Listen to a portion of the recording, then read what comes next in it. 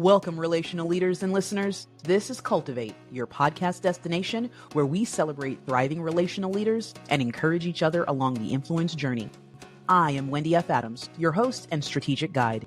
In each episode, I will engage with leaders who are sharing authentic stories that support impactful influence.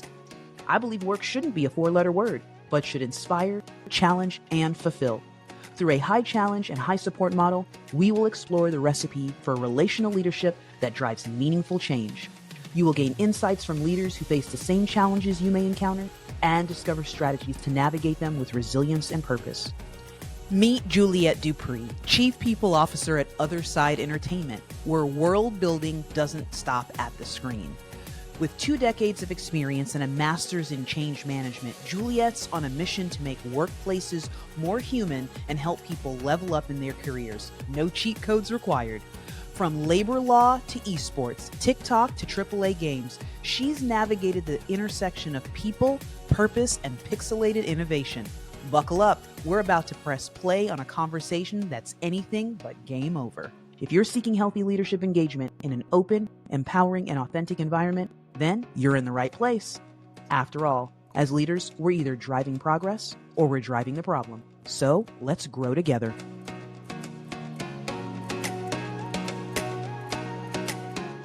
Well, welcome back to a fresh episode of Cultivate. And today we are excited to have a purpose-driven leader with us, as a people innovator. Joining us today on the show, Juliette Dupré, Chief People Officer with OtherSide Entertainment. Juliette, we are thrilled to have you as a part of the Cultivate experience. I'm glad to be here. Well, audience, I'm just going to let you know our time in the green room, Juliette and I, you will have a difficult time maybe keeping yourself in the seat because there is just so much that we do unpack and some really interesting ways of thinking about the work that we're currently doing in leadership. And so with that, we will delay no further and jump right in because this time will fly by. Juliette, I've had that opportunity to be able to hear a little bit about your why and where that has you today. I would love for you to be able to, you've been across several industries, entertainment, tech, science-driven, innovation. Take us back to like a pivotal moment that clarified that why for you as a leader and how that continues to shape you. Yeah, absolutely. So early on in my career, from around, it was early aughts, like 03 to 07. I've been working in an organization, a law firm, that was undergoing a lot of change around technology, just simple old new processes, new types of ways of doing the work. And it was an existential crisis for a lot of people. It truly was. They were rocked to their core, and it was an emotional experience for some folks. So that was the very first time I really stopped and thought to myself, what is happening for people on a very clearly personal level when something changes in their life, their work life, that they would react and respond in that way. It seemed really personal. It seemed really affecting. And that's when I started to become interested in change management. I discovered that there was a program here in New York. Back then I was not in New York. I was in the South. I discovered there was a program here in New York that had a really beautiful vision of understanding change management, going back to its origin story. And I thought, wow, wouldn't that be amazing? I had worked full time in my undergraduate studies and didn't really see myself going back to school or finding a way up to New York. So I just kind of filed that in the back of my head. But I ended up doing a lot of research and investigation and just talking to people about the topic and became quite a bit of a self-learner. I developed sort of a weird obsession with like, what is this phenomenon that we experience? And that eventually led through to more surprise to me than anyone, to me attending that program about 10 years later. I had come up to New York for my career. And that was another sort of big shift for me, having access to all the research, understanding from not only practitioners, but theoreticians in academia, all of the deep thought about change and organizations and how they interact. That was incredible. So self-learning along the way, a lot of different work experiences that shifted my mindset and gave me new pieces of data to sort of put into my thought process about change and what I had learned. But my master's program really accelerated that a lot as well. I love that, like, this has been at your core for a while, and Mm-hmm. and you continue to be curious about why. You know, why did those individuals react the way that they did? Why did it affect? You know, I chuckled right up front when you said, you know, it was pretty simple because we know what we have to do to be able to do our work day in and day out. This is what I do. This is how I do it. This is what works. Even if we're jerry rigging it, let's just be honest. If we're pulling from here and pull, if there's something that can make it more efficient, but it is change, it is different, just that thought process alone or that word can really set us into, as you like mentioned, a tailspin. But I think it's really important, and you highlight really well, that you had to be curious and ask the question why. Not just, oh my gosh, it's just this simple thing, but why are these folks reacting? Why are each individually reacting the way they are? Because it wasn't a collective. And I think that that's what I take away from, even in that right up front, your why space, is how important it is for us to sit in that and go, this is not just let's lump everyone together and of course be frustrated. We just need to do this, but why does it affect us that way? The human side, right? Mhm. It's the human side of the work that we do. You know, you've grown teams from local to international. Common denominator there is there are people involved. Yes. What are some of the unseen challenges that you feel that leaders face when they're scaling culture globally, and then ensuring that we keep that people centric leadership, you know, at its core? Yeah. There's this beautiful idea that I think most of us aspire to, that human beings are fundamentally, now some people may argue this, but fundamentally good to each other and want the best. You know, Mm, I do believe that. Maybe some yeah, other people don't agree. yeah, I think yeah. on balance, yes, there's bad apples, sure, but on balance, I think we think most people want Hmm. good things for other people around them, and that there's this beautiful idea related to that, that's kind of enough. That when to bridge a cultural gap, it will come down to people realizing that they have commonalities, and that helps.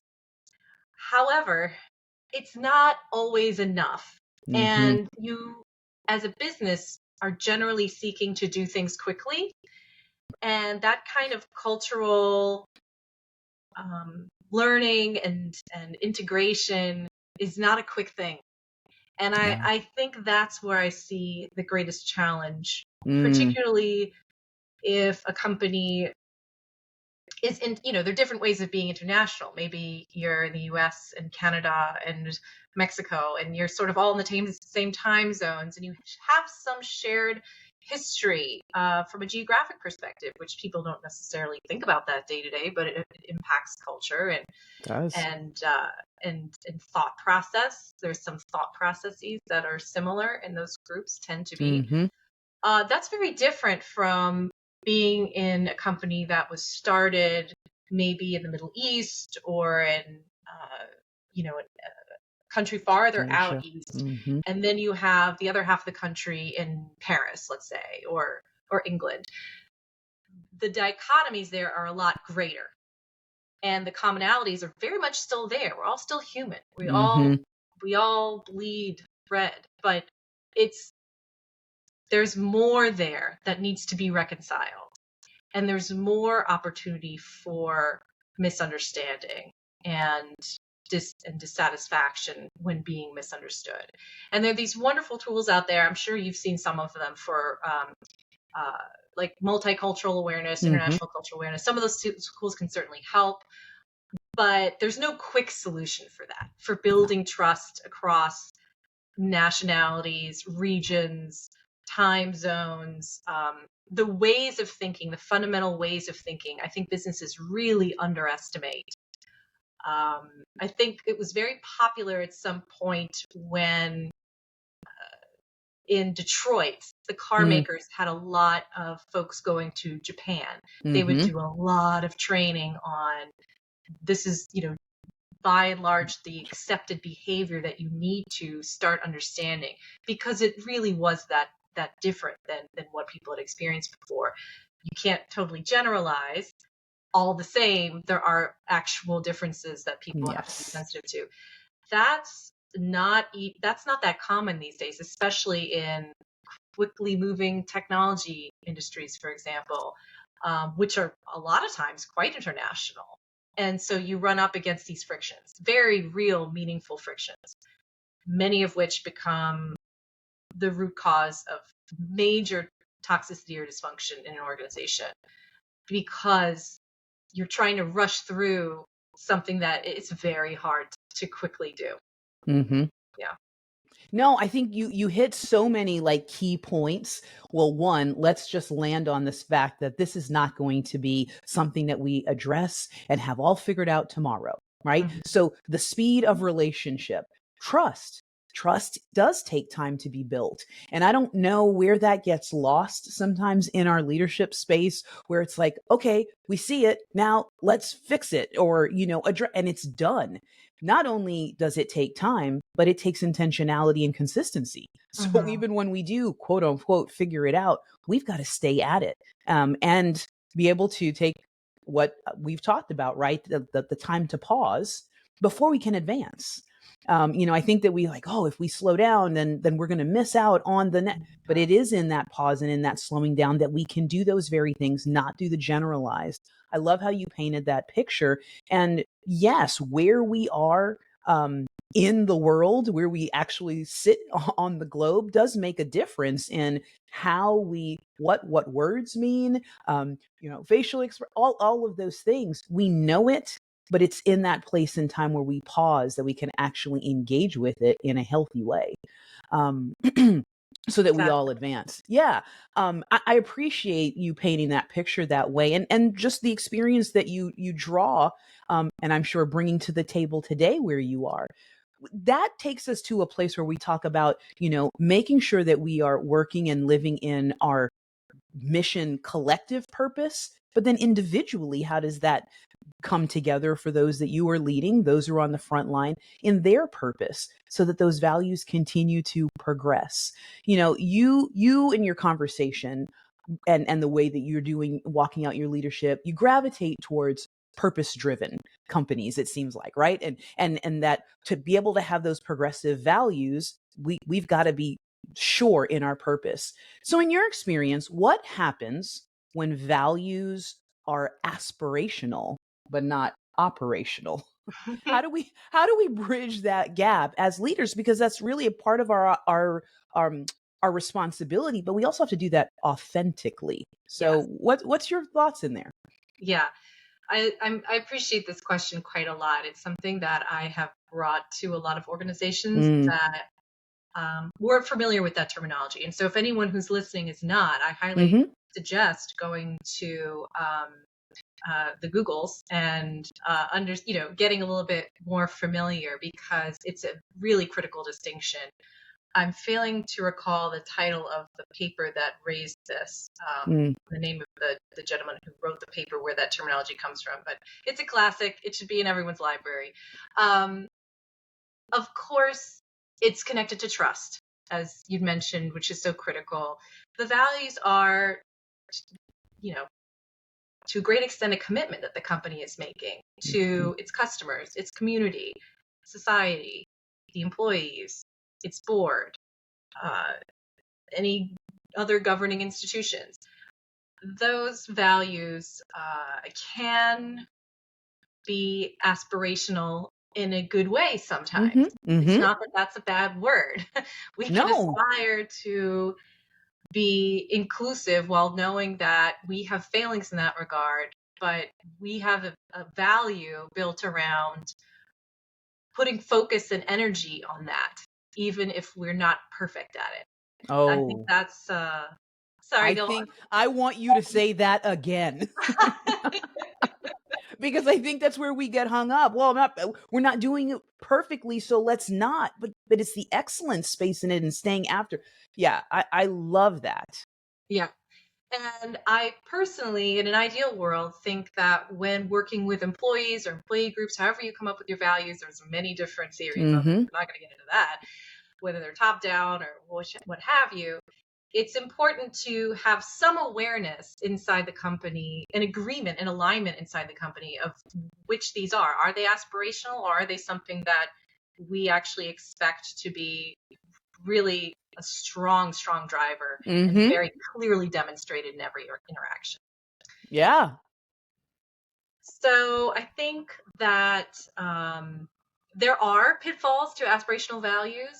There are times when, as I mentioned, you have values that hopefully you've clarified are not intended to be aspirational. They're intended to be something that drives folks on a regular basis in their decision making. And when those fall by the wayside, particularly, I'm going to be explicit, when leadership fails to adhere to their own explicit stated actual Oh, values, there can be consequences that are very hard to come back from. Folks hang on to that. There are they not do. a lot of commitments that companies make to societies, customers, employees, etc., besides producing whatever goods and services they say, hopefully with guarantee of some kind, and paying the employees and providing the benefits. The values are really an unusual, newer paradigm that companies engage with, ostensibly in good faith. And when that falls apart, it sort of proves what people might be suspicious of in their minds And when it comes to businesses, that their drivers, their motivations as a business are less than question. Mm-hmm. good for society, good for the customers, and so you have this breakdown of trust that's real hard to come back from. Well, and you said it. I mean, it's not a gosh, that's just taken. We're not advancing. No, you've actually gone backwards at that point to be able to dig out of that hole. When trust is broken, we talk about how long it takes to build. And then Mm-hmm. once it's broken, again, especially if there were already those question marks, then the detriment to, and I love that you as a leader put that heavy onus on leaders of how important it is. It's not Yeah. only their job, but we as leaders are the ones who are putting that charge forth. People are watching. And I have to appreciate and call out call up you named several, if not the stakeholders, internal and external community, those who are, engaging with the product and the service. Yes. But then internally, those who are going to be championing those things, how important is that it is that we have trust, that we have that built across the board. It can't be on one side and not the other. And I think that that's again something that in our intentionality of doing this best and recognizing where we may have to make changes, that we are looking at each group or each entity of that stakeholder list. Such good richness there. We there are things that we read. You've mentioned, a couple of things that are out there that, we Yeah. engage with in books. And How much of, yeah. it just came to me. I believe it's Make Your Values Matter by Dan Goleman. Okay. That's the Yes. article. Mm-hmm. Well, what a great, right? You publish an award-winning paper, right, on leadership development. That's a part of, right. So you're in that space, bringing things forth that others are engaging with, that are holding on to and going back to and saying, "Hey, Juliette said this." What idea or insight from that research still challenges you and inspires you in your current leadership? Because again, I'm sure that's not just on the shelf. Yes.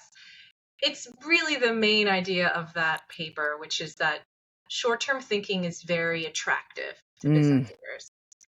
And yet it leads not only to so much harm to the world, and I mean that. I mean the earth itself, I mean the people on it, I mean the animals and plants, and I mean the businesses and the economy. mm, it also harms the businesses who are making that short-term decision. It harms them in the long term.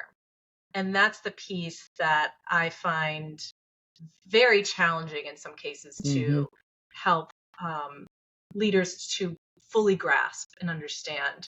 Because if you do, once you can see that for what it is, quantitatively, because it is quantifiable, it becomes very unattractive to make decisions on short-term planning. And yet that is by and large, the very much the way of businesses, the primary method of decision making.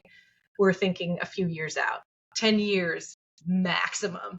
And yes, the rate of change is far quicker than that. That's not necessarily what I'm speaking of when I talk about decision making, but the decision of whether or not to be exploitative, for example, can bring great profit in the short term. In the long term, it can be extremely negative for the business. Ultimately, if we take a thought experiment to its extreme, if all businesses are exploitative because that is profitable and rational, the old, I'll put this in air quotes because I hate this phrase for many reasons, the rational man, which economically has been, really disproven as a realistic framework. Sorry to anyone who hates to hear that. But if we even take that to its extreme and say, well, all businesses should just do what's best for them in their eyes in the short term to get what they can while they can, you end up with so much exploitation that there's nothing left for them to benefit from or profit from anymore. That is the nature of that process. If we live in that, self-destructive process. So if we want to have profitability, which we do, we live in a capitalist society. I don't think I'm going to be able to change it. So we do need that piece. How do we do that in a way that is sustainable? And I don't mean to be cute or fad or trendy with the word sustainable. I mean, literally, how do we manage to survive long term and have humans to profit from? Right? Well, because of what you've mentioned, that ripple effect, it doesn't stay here, right? Exactly. And it not only in, like you were talking about, the short term, none of the decisions that we're making just affect us. And when we talk about the different organizations that are coming to the table, right? For profit, not profit, private sector, public sector, it's touching all of us, all the work that we're doing. And so when you say sustainable, right, we talk about sustainable growth.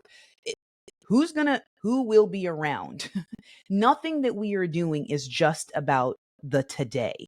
No matter where you fit in that, nobody's saying, just right now, that's all that matters.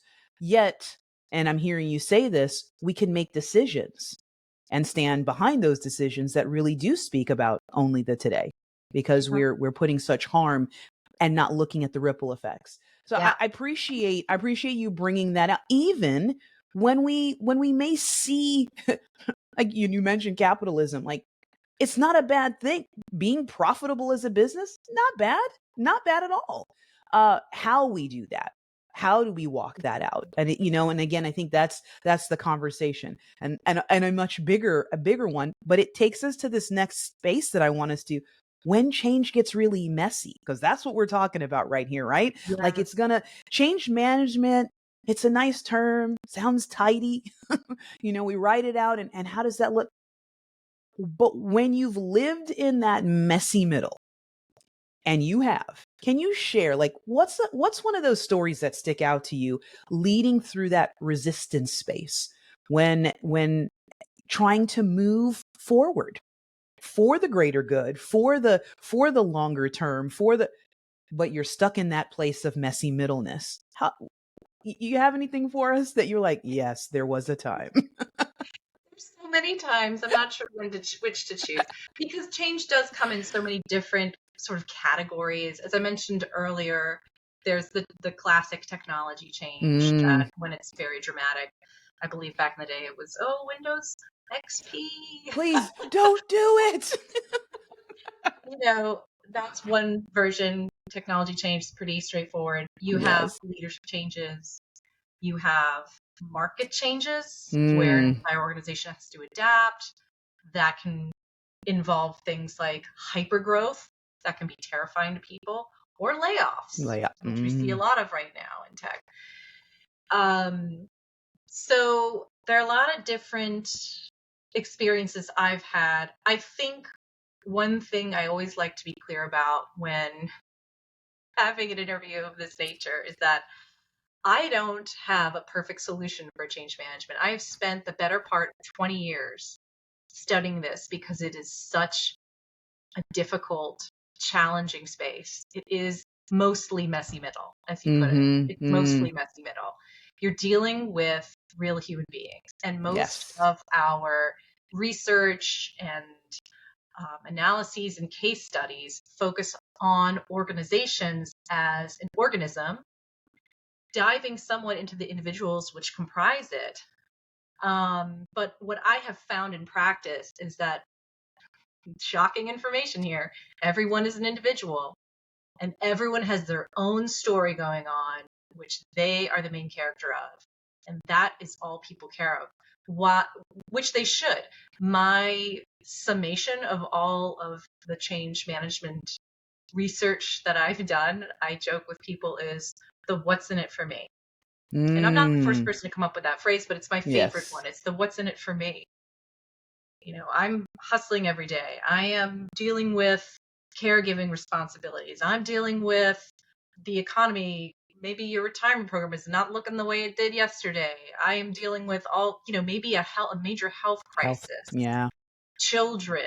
The list goes on.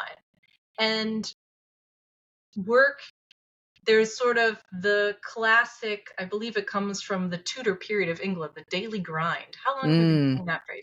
The daily grind, the idea that you go to work and you do the thing and it's regular and it's normal and it's the one thing that you do every day. That continues for some people for their entire life. That is not what we live anymore. And as much as we joke about that phrase, the daily grind, I think there's something to that. There used to be, before this insane amount of technology and rapid change that we are now experiencing, more of a routineness to your day-to-day life as a farmer or accountant or whatever you were back in the early times of occupation becoming what it was. That is gone now.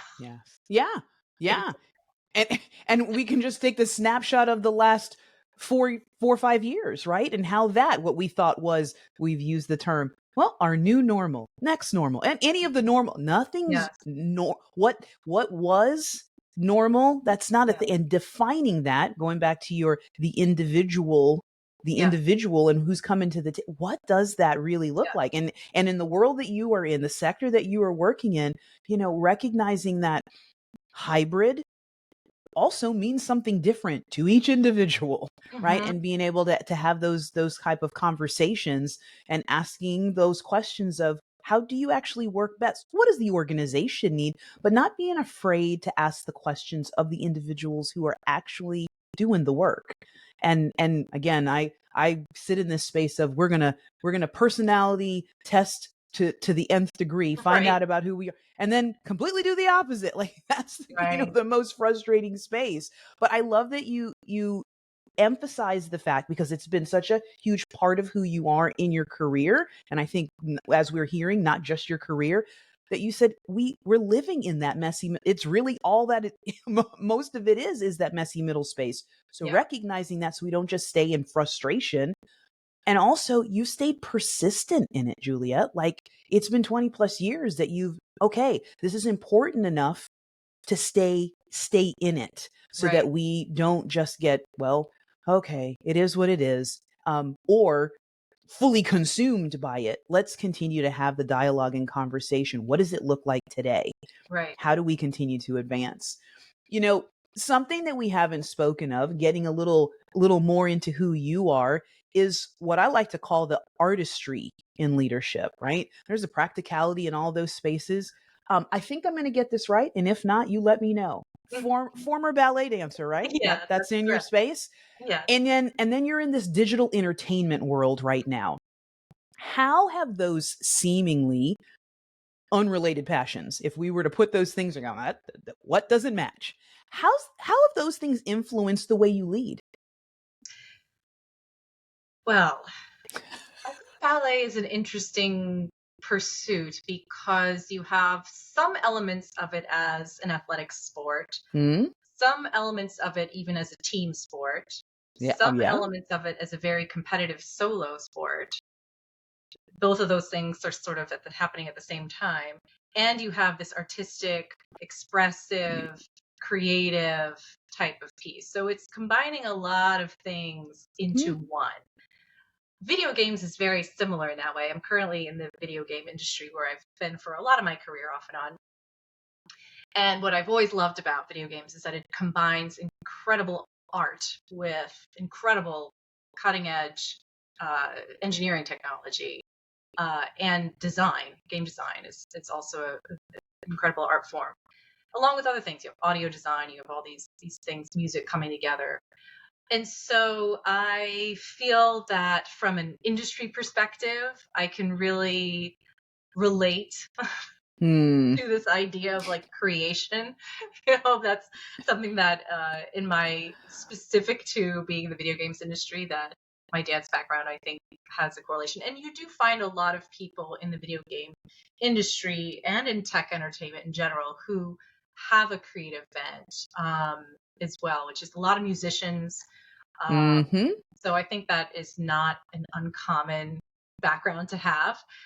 Um, I have I've been told I have an extraordinary amount of discipline.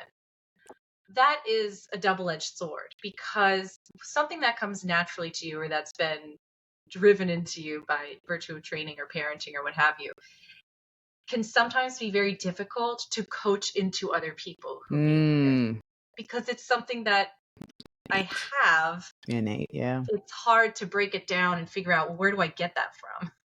How do I pull that? What hat do I pull that out of? So I think that's actually a challenge that my background presents to me. I can in my own head get into the space of, well, why can't you just be resilient? You do it. Like, that's the ultimate change management. Like that's what you want for people to feel resilient. That's how you get through change. That's a big secret. So that can be a challenge for me because of that, sort of tension there. Yeah. But by and large, I think it gives me a very left and right brain. If you're familiar with that old-fashioned phrase, yes. we now think is not how the brain works. But I'm just going to use the phrase because it explains. Because we all understand it. We all understand it, right? But for those of you don't at me, I know it's not real. But I have that kind of right and left brain ability that I find very valuable for leadership. Very, very valuable. Well, I think that's well said. And I love the way that you put that story together. And, actually, when you broke down, being someone who was in the arts and in that space as, as a ballerina, in that, I always thought of it as that individual space. And so I love how you painted the picture of all of the components. And then as you said that, I'm like, oh, I see where we're going with this, and being able for you to be able to appreciate even that space of, and this is a challenge. So here's some great things. And then here are these places of, this makes it maybe more of a place that I've got to be intentional in my leadership, because I can naturally just fall into, well, can't you just do it? Isn't that just who you're, right? And so I love that and that's what you've done. And it's crazy to believe that we're wrapping up here shortly, but that you've brought us to places today in your story. And as you've brought the conversation forward, change management and defining these things for us, that if I had to pick one word, it's persistence. It's staying at it. The stick to itiveness to, this is where we are, messy middle. We're all there. So let's find that commonality. Yes. And how can we engage each other in such a way that we do keep moving forward and seeing more of our common spaces than those areas where we differ. Again, also, let's just make it clear, different doesn't mean wrong. And I think that that's one of those things that, again, another episode for another day. Yes, but I love that you have brought us to these deep thinking spaces, and also just shared so deeply of how you're continually in that process. Because I do think that we can get into that comparative and, well, I just haven't arrived yet. Well, none of us have. Yeah. That's not where we are. Well, as we wrap up, I love for the audience to get a little bit of a deeper, a look at Juliette outside of that leadership space, or all buttoned up, which I don't feel like that really defines you. But when you get in your leadership zone, when it's time to like get it done, got a presentation, or what's that soundtrack? What's that genre of music or specific song that you're like, that's my pump up. I got it. Okay. This is going to sound so dorky. I Nope. love classical music, so I'm going with Chopin, which sounds melancholy, but stick with me. It's just so quiet and it focuses me. I just go to another place in my head and it helps me think. So, I love it. I love that is not where I thought you were gonna go. So, and that's just it.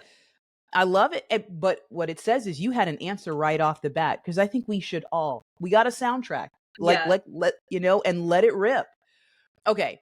So if you were to right off the bat, one workplace buzzword that if you could never hear again, it would be too soon. Like it's got to come out of our vocabulary. Oh my gosh. Can it be a phrase? Yes. There's so many to choose from. Oh, Wendy, you're killing me. The one that first hit me, I'll go with it, is I'll circle back to you. Oh, I say it that sometimes. one is coming to the top of the list as I asked the question. No, and it's totally, we all say it. It's ingrained. Yes. It's not our fault, Wendy. We've been, It's just brainwashed, okay? exactly because I'm telling you, that's the one. I'm like, what? We're here. Let's just do this now. What are we doing? Why are we circling? Oh gosh, I do it as well, and I wish I could remove it from my brain, but it just comes out. love And it. then I gross myself out with that one all the time. See, but look at these common spaces that we're all working through. Right? Okay, Sorry. most important, favorite ice cream flavor. Strawberry. Oh, love it. I love Okay. strawberry ice cream. All right. Haven't heard of strawberry in a little while, so that's good. We're mixing it up. Well, Juliette, I so appreciate the conversation, the depth that you brought us to, the bringing us back to our core space, and you being really authentic in that, and drawing us to a place of really thinking. Right? Like I said, it's that pause. You brought us to a place of where we do need to pause on some things and really dig in together to find some answers in before we take the next step in advancing. So thank you for unpacking so much with us today. Powerful takeaways, great conversation. I can't say thank you enough for you saying yes. Oh, I'm so glad I got to be here. I really appreciate your approach. And if you'll permit me, I just want to make a plug for May is Mental Health Month. And when it comes to change management, as I mentioned before, resilience, as you put it, persistence as well is sort of the name of the game. And one wonderful way to help yourself develop that is through great mental health practices, whether that's taking care of yourself, going to a therapist, addressing issues that you may have, mindfulness, meditation. So I hope that everyone is taking care of themselves and will continue to, because with all the crazy change we have going on, I promise that will help you. That'll be the grounding factor. No, I appreciate you closing us out with such a reminder that we cannot take for granted. And so we have to keep it in front of each other. I would not be doing my due diligence if I didn't ask you, someone wants to engage with OtherSide Entertainment. What's the best way to do that? Oh, you can find me on LinkedIn, of course. Good old LinkedIn never goes away. that's the platform. I'm on it like everyone else. So you can look for me there. I am not really on social media. I know that's a kind of a sin these days, but I'm not really on it. For professional purposes, LinkedIn is the easiest way to find me. Also, we have otherside-e.com as our website. If you're looking to see our jobs page, Careers Connect, or look at what we're doing, please check it out. Hope you will. I have a wonderful team there who can respond if you have questions about what we have going on. We're a tiny team. It's just a few of us. So feel free Small to reach but out. mighty. Small but Exactly. mighty. Hmm. Hmm. Well, we love it, and again, that you would take the time to share deeply. This is the conversation. Cultivate collaborators. We know we're wrapping up today, but it's to keep the conversation going because, as we pointed out, as Juliette has really brought to the table, we each bring our own special flavor and mix to this thing called relational leadership. So until we meet again next time, let's keep stirring things up, making an impact, and continuing to be better together. Thanks so much. Before we sign off today, I want to send out huge appreciation to our listeners for tuning in. I hope you felt seen, heard, and inspired to level up your own leadership journey. Don't forget to like and subscribe so you don't miss future episodes. And if you're ready to level up your leadership, asking for a friend, or interested in being a guest on the show, connect with me at cultivateforgood.com. That's cultivateforgood.com. Remember, as leaders, we're either driving progress or we're driving the problem. So let's grow together.